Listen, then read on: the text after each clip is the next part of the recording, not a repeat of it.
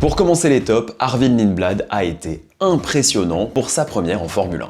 Parti comme une bombe, le rookie de 18 ans a cramé toute sa batterie pour doubler Norris, Antonelli, Hadjar, Hamilton et se retrouver provisoirement 3ème pendant le premier tour. Bon, sa Racing Bulls est naturellement moins rapide que les top teams, il a donc reculé au fur et à mesure dans le classement et il n'a pas profité de la VSC tout comme les Ferrari lorsque Isaac Hadjar a éclaté son moteur. Il termine malgré tout à une très belle 8ème position pour sa première en F1.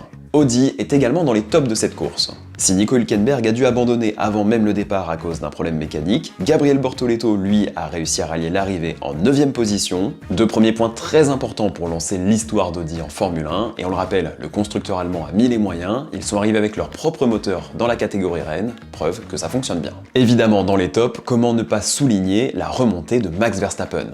Parti 20ème après son crash en Q1 hier, le néerlandais a montré l'étendue de son talent pour remonter dans le peloton et a profité des abandons de ses rivaux pour finir à une très belle 6ème place, juste derrière son grand pote Lando Norris. Et enfin, pour finir les tops, il faut saluer le travail de deux écuries, Mercedes et Ferrari. Les flèches d'argent sont pour l'instant les meilleures et de loin, surtout quand on voit le rythme affiché en qualif et pendant la deuxième partie de la course. Ferrari est pour l'instant la seule écurie à s'en approcher en terminant à 15 secondes de George Russell, et on va compter sur la Scuderia pour venir rivaliser avec les pilotes Mercedes cette saison, car derrière, il y a un gouffre, et c'est là que commencent les flops.